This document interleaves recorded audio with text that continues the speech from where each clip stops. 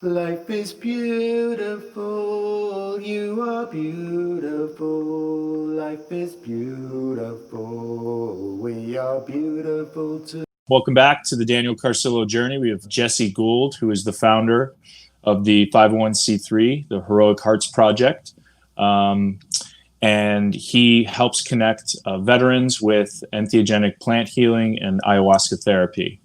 So it's really good to have Jesse here. He's not only the founder of the 501c3, I call him a friend, and he's been a really big advocate on on this journey and on my psychedelic journey as well. So good to have you here, brother.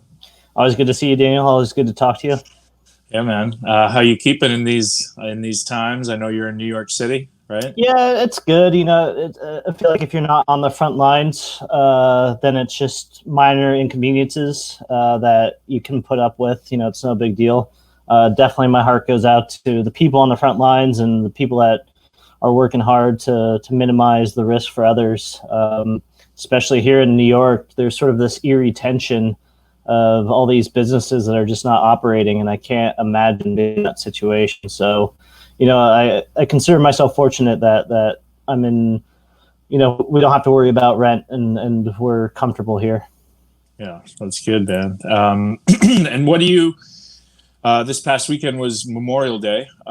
Did you have, any other guys in your community reaching out to you?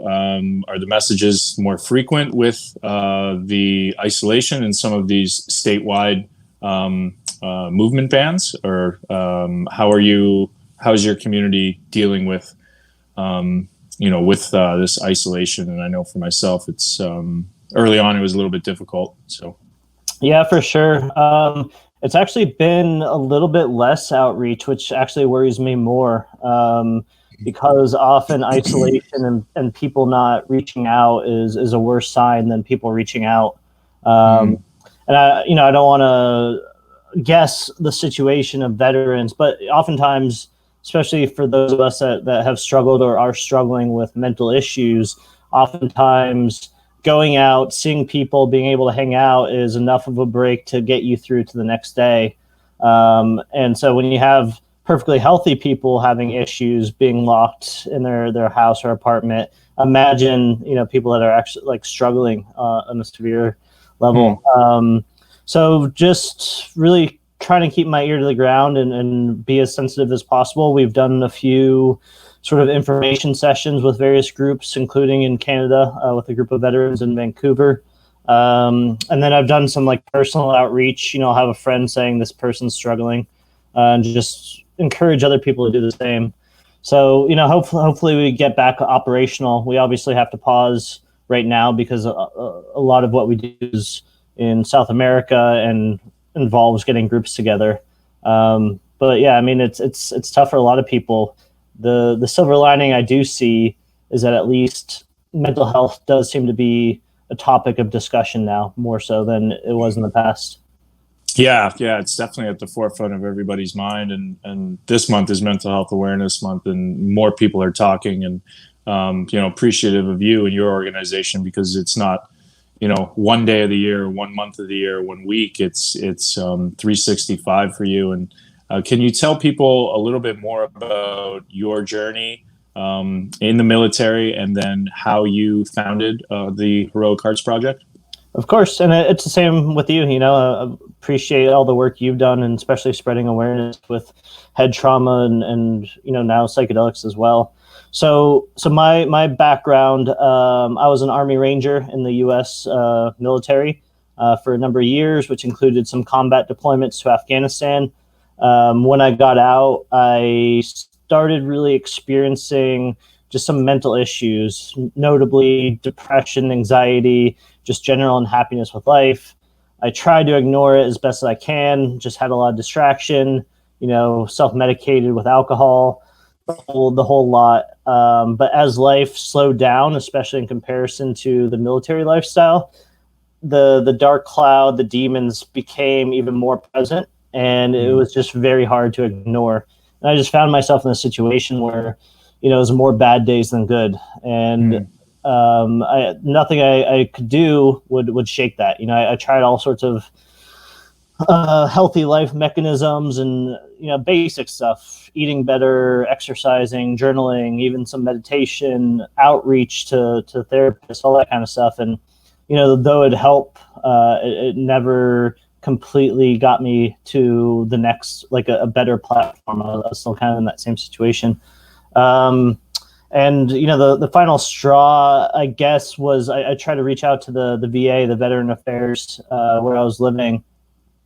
And they essentially said they couldn't help me unless I was willing to go on medication, which I wasn't interested in for personal reasons. And so I walked out of there and was like, all right, well, I guess I'm on my own with this. What do I do now? Yeah, not a great thing with mental health. I'm no expert, obviously. But at that time too, and now psychedelics and ayahuasca were starting to gain some attention. So I might have seen it on a show or heard about it in a podcast, and it intrigued me as much as anything else. I definitely had my stereotypes, my stigmas. No real background of even recreational use of psychedelics or even cannabis for that matter.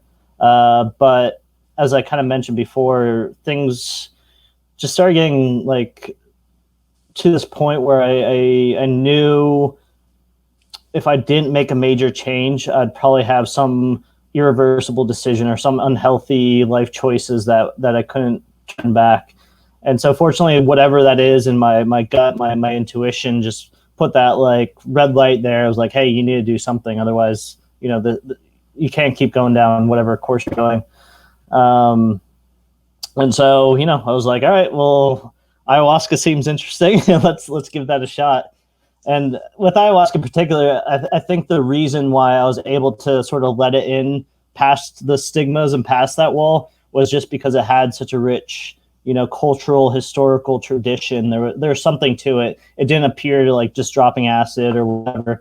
And, I had no issue. But for me, I wanted it to be as far as recreational as possible. And this seemed like that option. And so, I just took that leap of faith, left my job and traveled to Peru after doing some research. And, fortunately I did. I do believe it saved my life in a lot of ways. And that just the intense but profound experience that I had is what led to the inspiration for Heroic Hearts Project. Wow. I mean, it's an amazing story. And we've spoken about it before. And, on this journey that I've been on, we've crossed paths, right? And we actually traveled down to Tarapoto, Peru, and La Medicina with Chris and Nori and two other veterans that I won't name. I won't out them, and an executive, and the athletes and the executive were helping to just come in and really.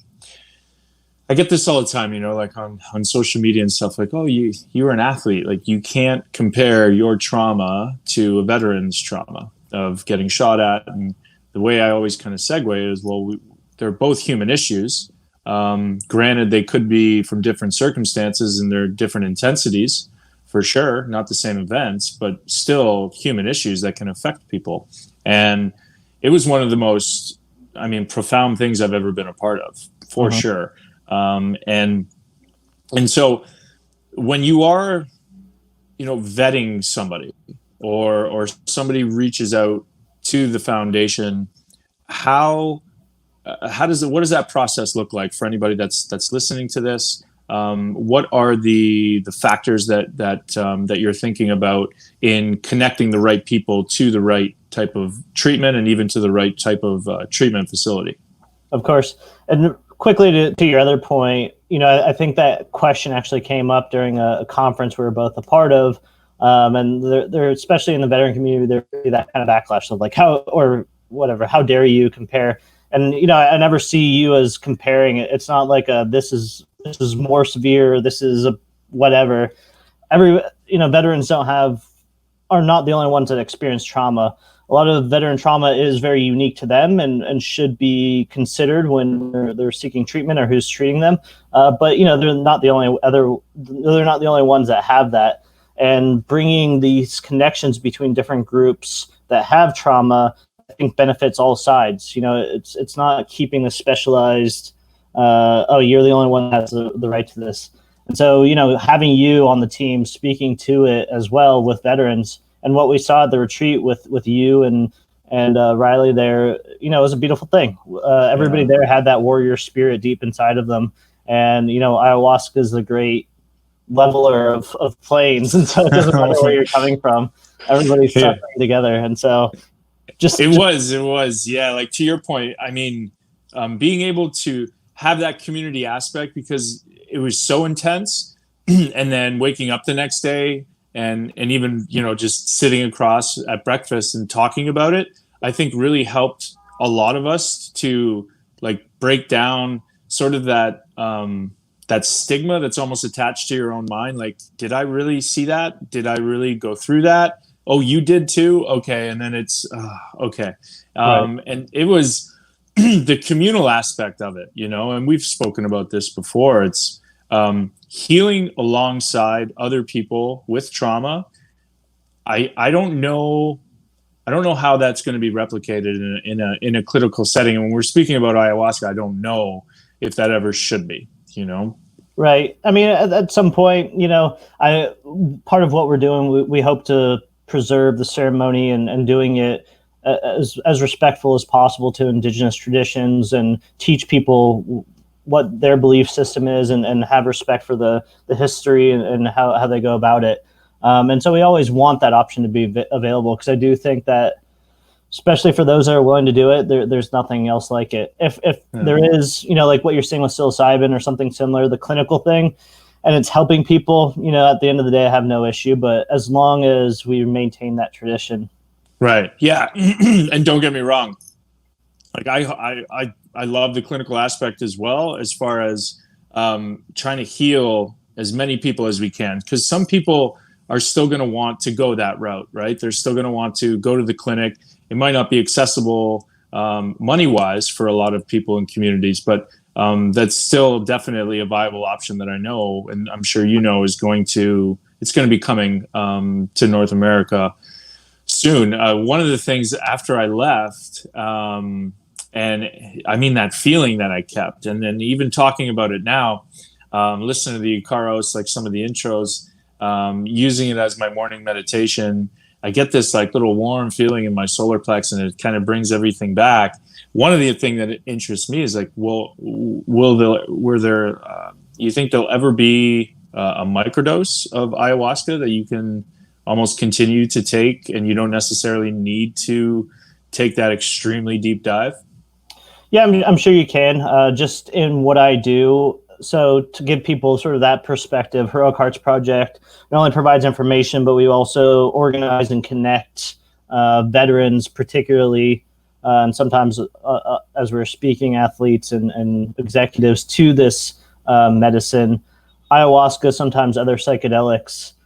So oftentimes, whether to vet the centers we use, or just to be there to help the group dynamics and to provide support, I'll be in that situation a lot. And just for my own respect for it and to maintain my own journey, I try not to partake. I'll be in the ceremony, but I generally don't partake in the ayahuasca, the actual drinking of it, just because for me, it's not a numbers game. It's kind of, when I am searching for healing, then I'll go back on my own accord. But then when I'm not, then I'm there for other people. But I have on a few occasions actually done like a very microdose, just if there is the group there, it sort of provides that connection to whatever everybody's going through, just on the, as microdose do, on a very subconscious level.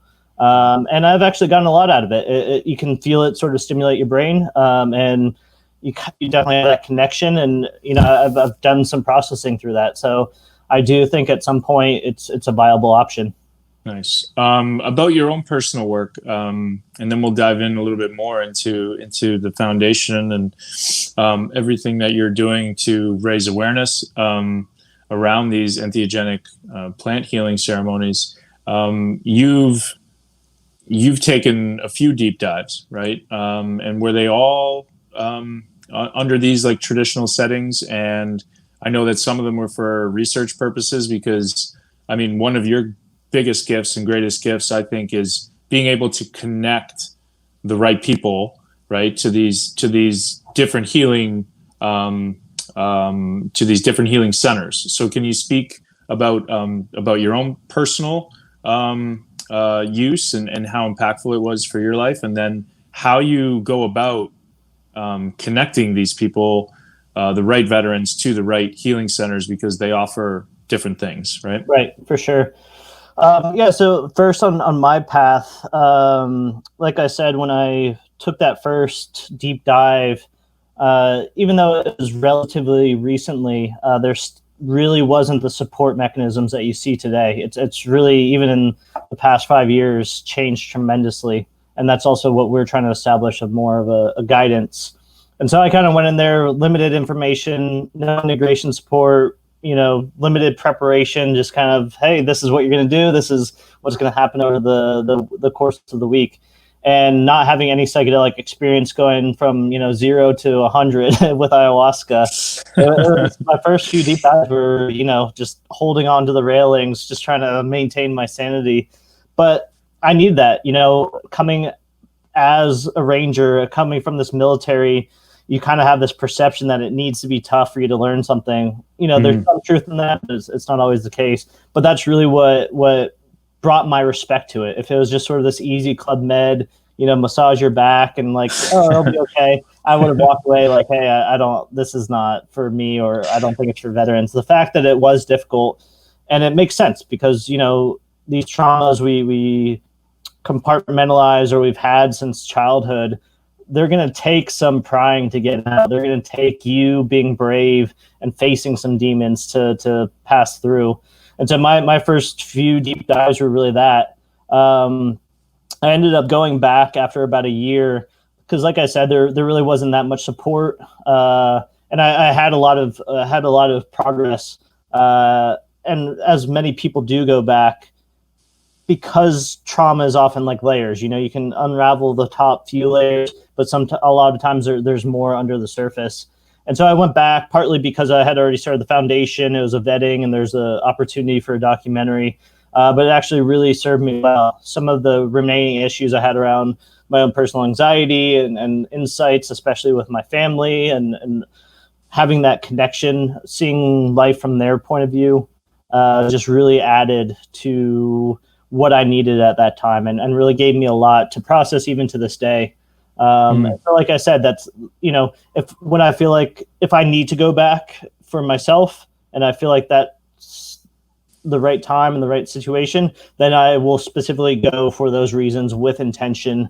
But when I'm just there with other people, I might partake in a ceremony, or I might microdose, like I said, but that's more for connection. I have no need right now, particularly to deep dive.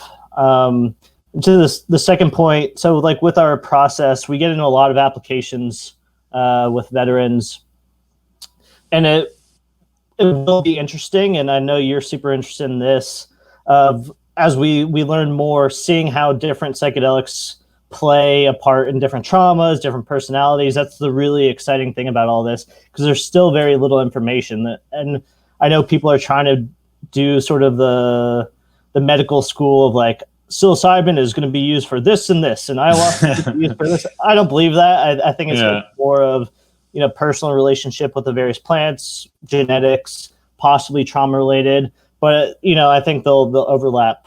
But to our selection process, one, the easiest ones, as we have to do sort of the basic medical evaluation. If they have, heart issues, if they have history of psychosis, we can't serve them. If they're too far on the deep end, unfortunately, we just don't have the infrastructure. So if they're severe PTSD at this time, I think it can benefit, but we just don't have that ability right now. So we're looking for people, veterans that have been going through their mental trauma, PTSD, depression, anxiety, who have often tried other therapies, who have, you know, done the work, gone through talk therapy, gone through EMDR, gone through these other modalities, because that tells us that they're willing to put in the work. And then really, you know, where they're coming from, how they view trauma, how they view themselves, what they're looking to get for it. Because a big part of this is, one, like I said, that they're willing to put in the work, but two, that they're not just looking for an easy out. They're not looking for that magic pill. And you can really tell that by the way they answer, by the way they have dealt with their trauma in the past. Those that are looking at this as a tool, looking at this as an opportunity to get better, to reconnect with themselves, that those are the perfect candidates that I found. Yeah, and that's perfect. I mean, I've had a lot of these conversations lately. It seems that there's been a lot of like these decriminalized conversations, and we had Robin Carhart Harris on a few episodes ago, and we're talking about you know, the set, right? Is this intention? And it sounds like in your journey, you tried a lot of different modalities, and a lot of things didn't work. And or maybe they worked for a short amount of time, but they didn't help in a really meaningful way to change your quality of life. And that was my story as well. It's just, you know, you get to a point where you try everything, or you think you try everything, and that's really where that dangerous sweet spot happens, where the anxiety and the depression can be exacerbated, and then the hopelessness comes in. And so, grateful for, you know, an organization like yours that veterans can turn to who are struggling, who've tried a lot of different modalities, and that are just looking for something that, you know, let's be honest, right now, if you tell somebody, well, I'm going to fly to Peru and partake in a ceremony in the middle of the jungle, in a Molucca, it's somewhat radical. You know, you almost need that. It seems that it's like a last chance sort of mentality for right now, you know, and hopefully that changes with conversations like this to help, you know, beat the stigma surrounding it. But it seems like that happens a lot, you know, that a lot of these people are turning to these medicines in desperation and finding some really amazing results.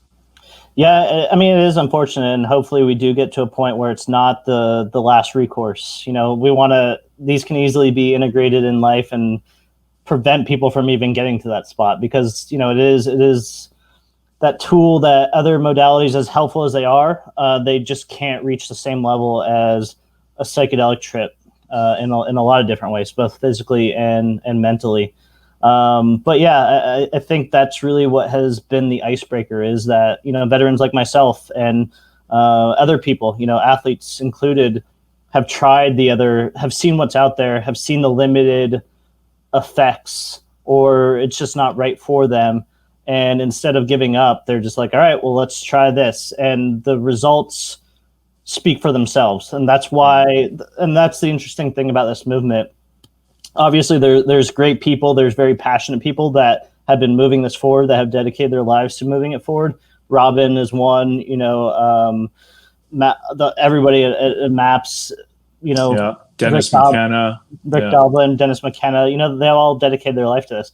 But at the end of the day, it's the result of psychedelics itself that has really pushed this forward. Like, psychedelics is the thing taking the wheel. And for me, you know, since this is still fringe and nonprofits themselves are just kind of a pain to deal with, and so it has been an uphill battle. But that is always what re-inspires me, is anytime I go there, and I'm always nervous just because I want the best for everybody to go there, and it's not that predictable. But every time I go there and I see amazing stories, yours included, it's like, all right, well, we can keep doing this for a little bit longer. And that's the thing that keeps putting the gas in the car, you know? Yeah. I mean, I always say this. I was actually just on a phone call earlier, and it was like, I've been addicted 2 times in my lifetime to opiates during my career. And if there's anything that I could get addicted to again, it's watching somebody go through and sitting in on a psychedelic journey, and then that look on their face when they're kind of coming out and the veil's being lifted, and then you start talking and conversing, and you're grasping all of these different thoughts and ideas and lessons from your trip, and this light is like reinvigorating, you know. Mm-hmm. and there's this for me, it was just like this this, I don't know, this second chance, this that I didn't really realize was really possible. You know, like I mean, so I'm coming up on a year. June 1 was my psilocybin experience, and that was the introduction to this. And we would have never met unless I did that, you know. Right. It was, you know, it was just, it saved my life, you know. And to these different modalities and these different medicines, they all, in my mind, they all have one property that seems to be pretty consistent, which is these neurogenesis effects, which means that we're creating these new pathways and we're breaking old destructive thought patterns. And that's what I think is so exciting about all of these modalities, is that, you know, we could, for my specific ailment, TBI, and for a lot of veterans too, with the subconcussive and concussive blows, I mean, that is the most exciting thing for me, is like, we can, maybe these medicines might even help stave off neurodegenerative disease, you know, but they can definitely kickstart our brains, stimulate, and bring us back to life. Yeah, I mean, I think that's the fascinating thing. And you see on researchers too, you have some very brilliant people coming into it just because the results are just too interesting to ignore across the board. And I think the fascinating thing about this versus really any medication that you see is just on how many different levels it works. So not only do you have sort of the prolonged exposure sort of therapy from a psychological viewpoint of revisiting past traumas and continuing the narrative or facing fears, but you also have this deeply physical connection with psychedelics and a healing property that we're seeing. And even within that, it's complex, like what you're saying, the neurogenesis, the increased plasticity. So for somebody with brain damage, you know, that it can be very beneficial in that and give them sort of new opportunities or new ways of their brain working to be more efficient. But then also these sort of personality habits that we get into, these loops within our personality, whether it's anger and getting angry and just you know, getting into this self-fulfilling thing, or depression, or, you know, we've even seen OCD being cured by like psychedelics. I think Paul Stamets has the famous story where he had a very bad stutter when he was a kid, and he took a hero dose plus of psilocybin, and ever since then he's never had a stutter again.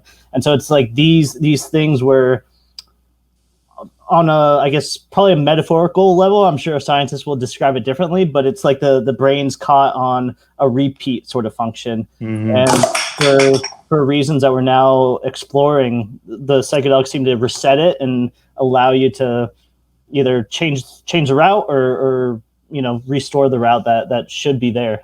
Yeah, change the narrative, right? I think Stamets was saying at the top of that tree I saw on Joe Rogan, he's like, you will not stutter anymore. You will not stutter anymore. And that's the power of some of these medicines. What they could do, you know, obviously getting a little bit more into the science of it, is just shut down this default mode network in our brain, which is where all of our learned behavior is, and really all of our patterns from childhood to adulthood.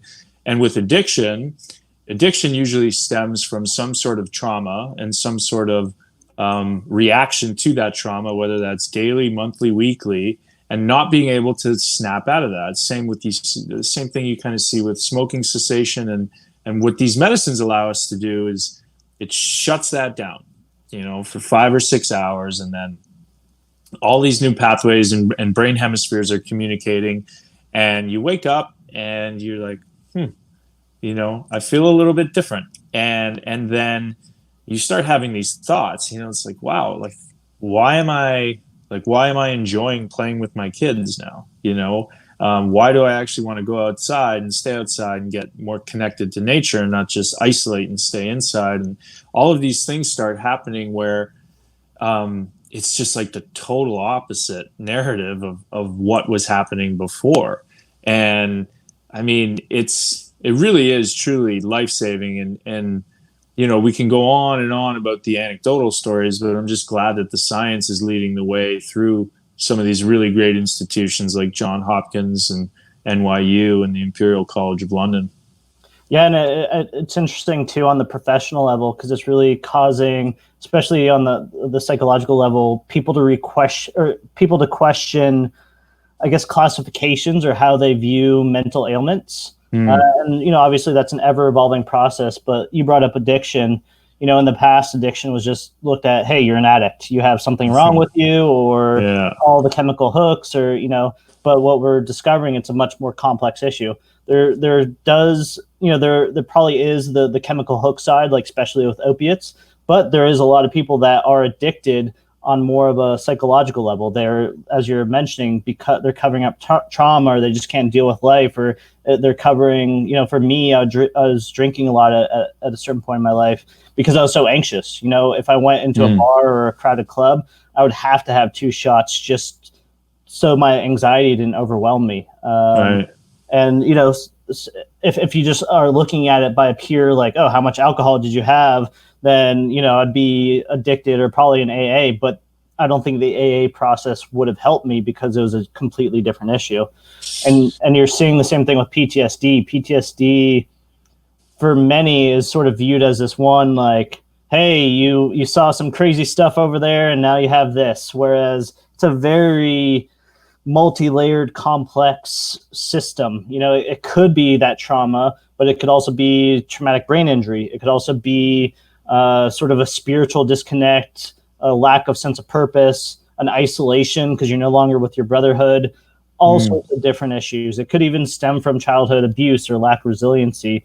And I think now, since we're seeing psychedelics work on these different levels, it's opening up our definitions and how to approach it, as opposed to, oh, you have this, here's your pill that's going to do one thing in your brain and somehow resolve this wide spectrum of issues. Yeah, minimize daily symptoms, right, for the rest of your life. And a customer cured is a customer lost. And so these medicines, these entheogenic plant healing ceremonies, that they do the exact opposite, and that's why I'm glad we're having this conversation, because they're difficult. They're not easy to go through. And a lot of these ceremonies and these medicines have the ability to show you and put right in front of your face what you don't want to look at, what the alcohol, how people sometimes use that, what I was using opiates for, that I couldn't bring myself at 30 years old when I retired to assess the state of my brain, as I had a young wife and a really young child. It was one of the scariest things I ever had to do, and I just masked it and I masked it and I masked it, and then until one day it was this aha moment, and I manned up and I had to look at it. I had to look at it, and that's the amazing things with these medicines, is that it doesn't let you run. Right. You can't run, and I think just with this phone, right? With this phone that I'm looking into right now, you see a lot of us, like, just and me and my wife have these conversations all the time. It's like we get into these spots where we're talking, and then one of us will grab our phone and just like look at it for no reason, for no reason. And it's like, it's these distractions, to get ourselves out of our own mind. And it's funny, like with COVID, I see all these people like, we need sports, we need sports, we need sports, we need sports. Why do we need sports? Because it's a distraction. Yeah. And yeah, I get it. I understand it now, because I'm outside of that world, and people want to be a part of like sport communities and stuff, but we don't need to be totally dependent on them, the same way we don't need to be dependent on these phones. And I think no matter what, distraction is part of who we are. But I think the issue is the type of distractions has changed drastically through the course of humanity. And so for you, for instance, you're working on the farm, you're outside in nature, you're getting your hands dirty, you're doing some physical labor. It's a distraction, so to speak, but it's all positive. All of that is benefiting you in many different ways. Versus if you were to just watch a YouTube show for that same amount of time, that is the distraction that has, really enveloped our lives these days. And I think that's the problem, is because they're so addictive, they're so attention getting, they're designed that way. And so we are replacing these positive distractions and these things that build our skills and these things that build our sense of purpose and confidence in ourselves with these other ones that, after you watch the YouTube show, you're just like, okay, cool. You know? Yeah. Well, hopefully you get something out of it, you know. And I mean, they're amazing tools because we're able to connect in two different states. And but I think just being really mindful of how you use them and how you interact with them is really important. And you know, just setting some sort of parameters, I think, is something that can be useful in everybody's life. So when Yeah, go ahead. It's the same as anything else, right? Like, Right. it's beautiful technology, and you know, we're able, all information's at the touch of our hand, which is amazing. You can teach yourself anything. You know, I learned to cook through the internet, and it's the same with anything else. Like psychedelics, if you take too many psychedelics and you're dependent on psychedelics in the same way, that's not good. That's a bad outcome, and that's also kind of what we teach is. These are tools that will allow you to progress and deal with your issues by yourself. If you are going back to psychedelics every single month or every single year and you're readdressing the same issues, then that's a dependence. And I think that's where it gets bad.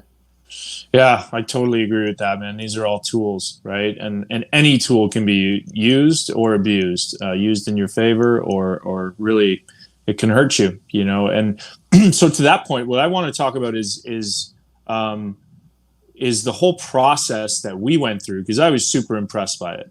The process of onboarding us, of introducing everybody into the group when everybody kind of committed to Peru with the organization. You know, you almost did it was like a pre-integration, and then, you know, the actual ceremonies and what we did there. And then afterwards too, the follow-ups and stuff, because I think it's really important for people to hear this so that they understand that this is something that is sacred and should be taken very, very seriously. Yeah, we try to put as much work into the before and after, because that is just as important as the process itself. You know, if you go into something and you don't know how to use it, then you know, it's going to be much less effective. And you're seeing that with a lot of people that some people can just, you know, start to ride a bike without any issue, but a lot of people need those training wheels to figure their balance out and figure everything else out. And that's the same with this sort of process. I've seen countless people just go to a ayahuasca retreat or, you know, use it in some sort of underground circle, and they don't really get it. They just walk away of like, that was kind of maybe enjoyable or maybe painful or that was horrible. They don't get it because they don't have the interpretation. They don't have the Google Translate to figure out what's the purpose of it. And so, you know, Jesse Google. Like to what you're mentioning, and I think it kind of relates to what you're saying before. You know, a lot of the people we try to select, they come generally, you know, it's almost always military veterans, but like with you and the exec, there's the common sort of that warrior spirit. And like you said, it's hard.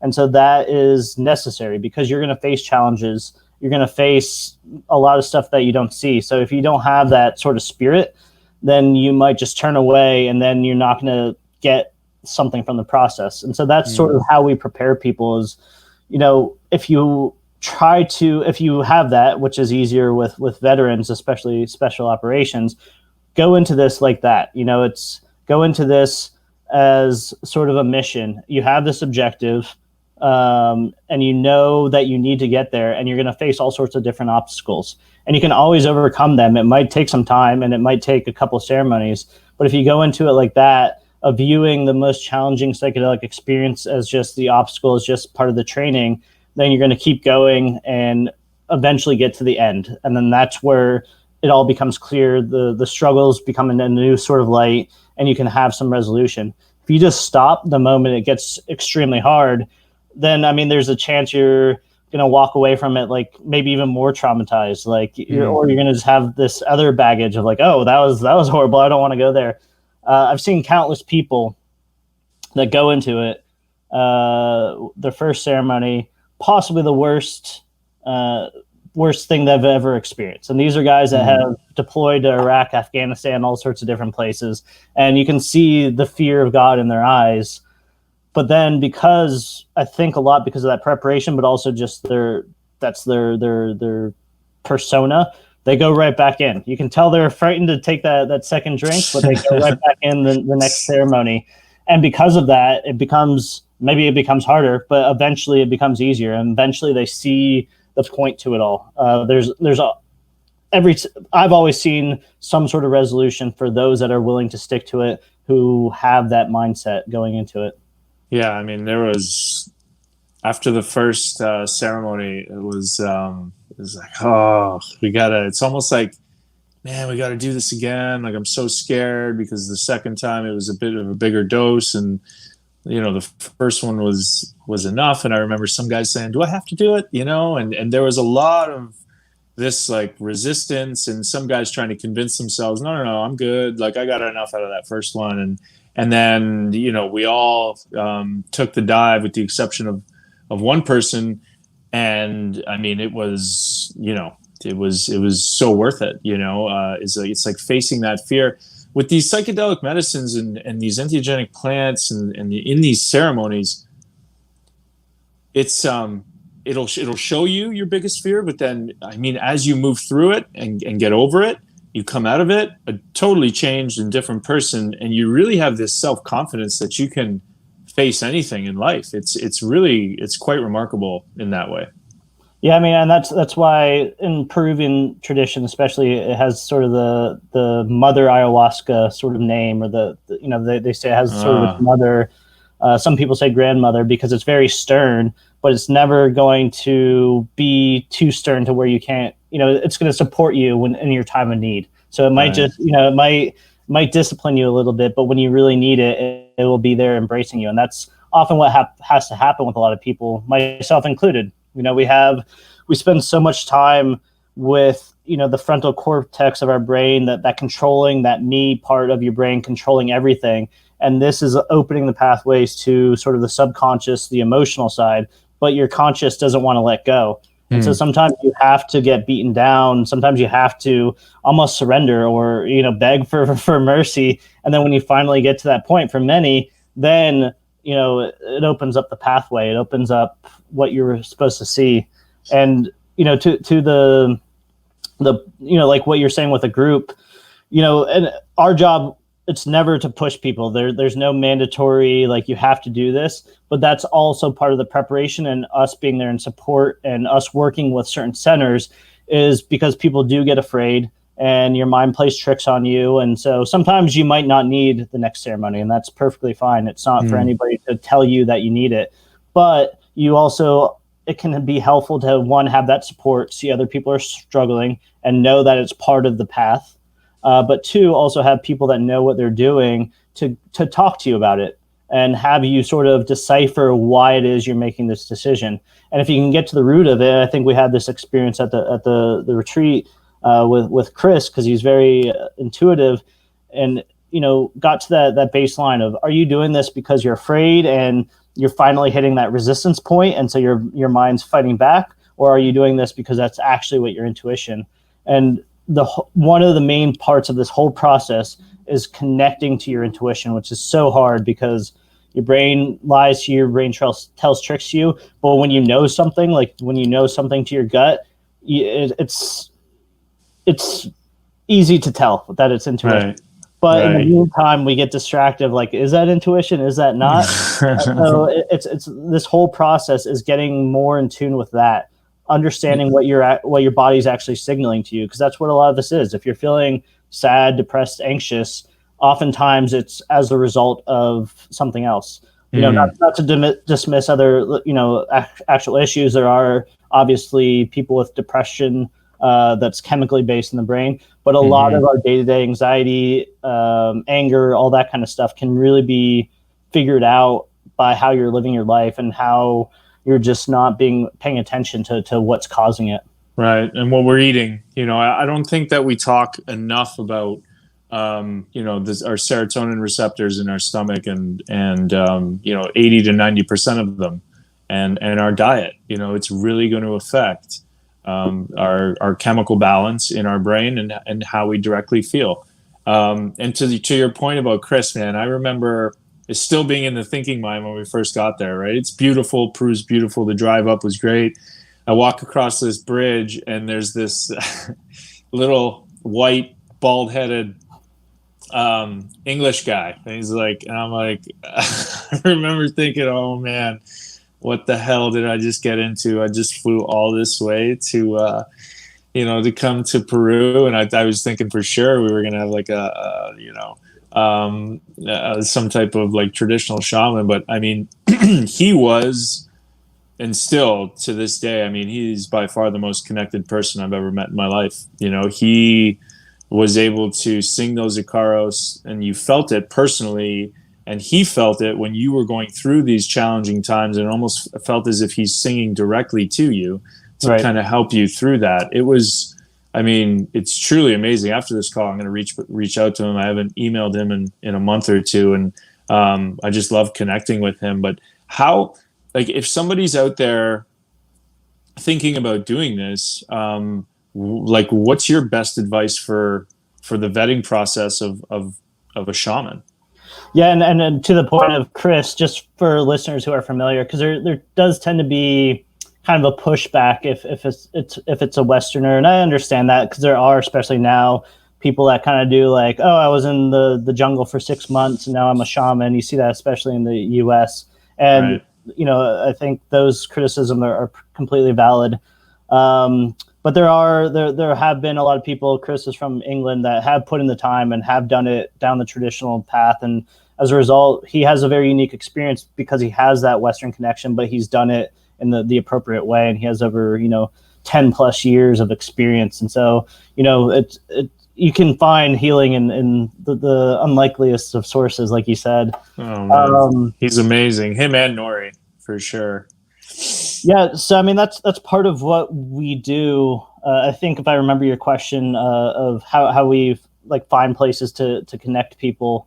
So like I said, we vet the people that we bring in, but then we also vet the centers, because that's important, especially now. There's a lot more economic incentive. There's a lot more retreat centers popping up, and a lot of them have great backgrounds, great history, but there have been people and there have been some organizations that, it's clear they might be in it for more monetary gain, or they just haven't put in the diligence, or they don't have the proper staff.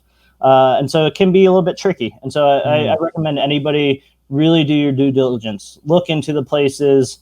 I personally, for whatever retreats that we do work with, myself or somebody part of our team will go there and experience the ceremony ourselves, just so we are sure that, because like I said, the veterans we work with have very specific needs and very specific trauma.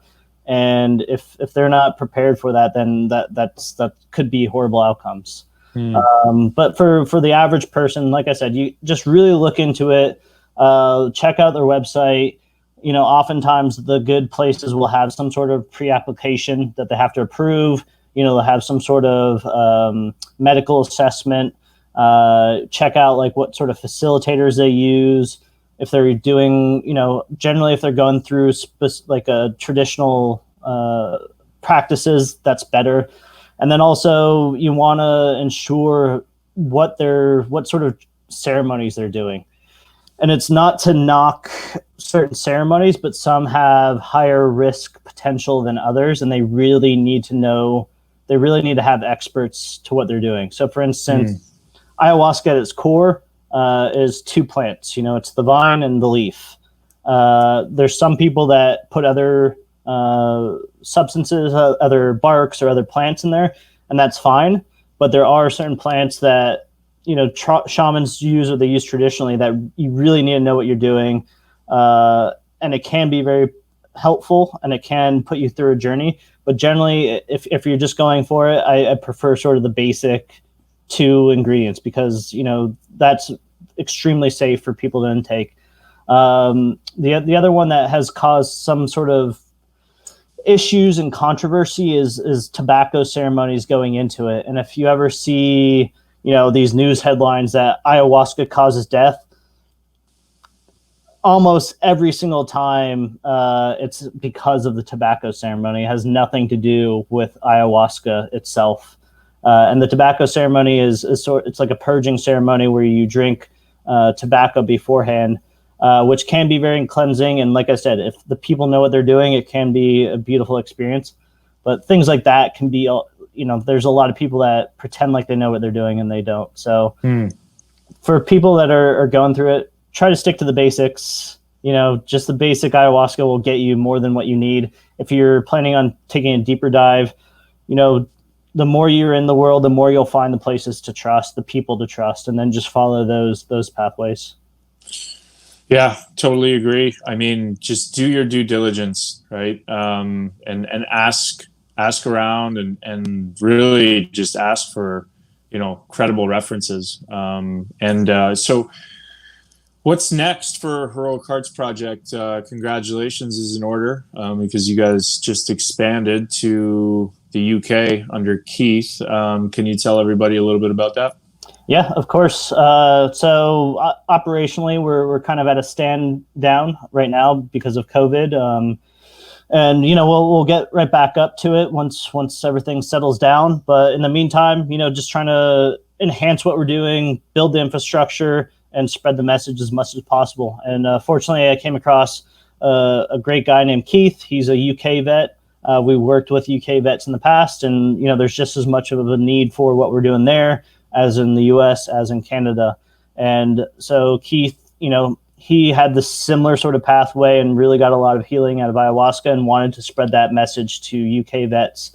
And it's, no matter as similar as the cultures are, even, between Canadians and the US and the UK, the messaging can be a little bit different, the way of approaching it. And so, I thought Keith was the perfect person to take the baton over there. And he's just been doing tremendous. He doesn't have nonprofit status yet, but the paperwork's in. Same message as what we're doing, but just tailoring and being that local source for UK vets. And he's already gotten some like MPs, some members of a member of the UK Parliament on his board, and a notable veteran, and all sorts of other researchers. And so really excited there. We're planning on expanding into Canada too. The same sort of thing. And already have some good leads and some good opportunities, but obviously we want to do it right. We've recently really pushed our ambassador program.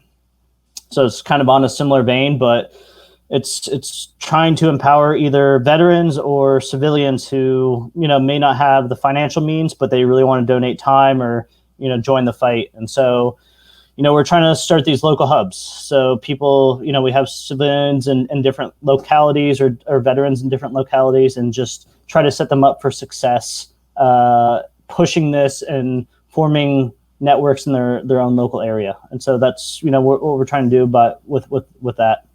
Nice, man. Yeah. I mean, so the work never stops, right? Even though the world is kind of at a little bit of a standstill and starting somewhat to open up here in Illinois. There's some outdoor patios and restaurants that you can go to now as of today. But with and communicating with Keith and possibly a nice little study with the Imperial College of London, like all of this stuff is really, really exciting.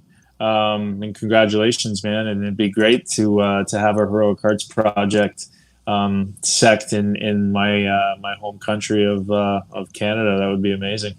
Yeah, I mean, it will happen. And, domestically too, we're partnered with University of Colorado Boulder and University of Georgia. So nice. To what you're mentioning before, we're doing a gut microbiome study on the effects of ayahuasca with the gut and how that affects, how all those interplay to affect the brain chemistry and personality. So once all this gets going, we're excited about that. And just continue working with you. We had some of those great gatherings with veterans and athletes, and I think it's just a solid group to empower each other through various means. And so we're looking to expand that with other hockey players, NFL, UFC fighters, and just have those offerings to cater to a different clientele, but at our core, empowering more veterans to go through this. Because at the end of the day, we're trying these different strategies to make it more sustainable, but also continue the healing to as many veterans as we can possibly reach. Yeah, yeah, I love it, man. I mean, that went so well, right? With what kind of how we brainstormed and structured the retreat. I don't see any reason why it can't continue to happen in the future, with athletes and with guys who have trauma coming together to just try to heal together, and in that community setting, and really like teamwork. We're all, and the good thing about us, we're all coachable. And you're one of the best coaches out there. So I implore people to definitely look up the Heroic Hearts Project, and both here in the United States, and then check out if you're listening from the UK, as we do have some guys listening over there, then check out Keith, and yeah, man, get involved in any way, shape, or form that you can, and support these organizations and Jesse and our veterans, and they need our help. And so, yeah, is there anything else that we haven't touched upon that you wanna share? Well, yeah, as always, I appreciate the kind words, and thank you so much for the platform. I'm excited that you're doing this, and all the support, and on all levels. For people that want more information, heroicheartsproject.org, and I think the UK one is heroicheartsprojectuk.com. And we're on all major social medias. Instagram's our main one. Just look up Heroic Hearts Project. And as you mentioned, I think at the top of the show, we are a nonprofit, and we rely on donations. None of our staff gets paid. We're happy to do so, but we need donations. We need financial and just support in general to continue sending veterans. So anything helps. And if you have any questions, or you want to know more, or you're interested in supporting a veteran, feel free to reach out. Awesome, man. Yeah. And I mean, as always, you have I'm 100% behind your mission. And hopefully when the world opens up, we can get you to your first psilocybin ceremony in California on Native American land. And I mean, I'm still really excited for that. And if maybe if you have a couple veterans who in your network that are willing and might match up nicely with a traditional indigenous ceremony, then I'm really looking forward to that for sure. Yeah, for sure. We have to, all the things we canceled, we have to put those back on the list. I know, seriously, right? Did you get to Colombia? Yeah, I think that was the last trip I did. That was the last one. Yeah. I think on your way back, that's when everything was shutting down, right? Yeah, and I actually we had like one last trip, and my guys got out of there right in time. They shut down the airport the next day after the guys left there. Oh man, awesome. Well, at least they got out. Well, great, man. Again, man, thank you for taking the time and educating everybody on. And then thank you for what you're doing. I know you don't. We don't toss around the titles too much, but you're definitely. You're definitely healing a lot of people and helping a lot of people with your organization. So appreciate you a lot, and I look forward to continuing to work with you, man. Yeah, mutual. Thanks, Daniel. Cool, brother.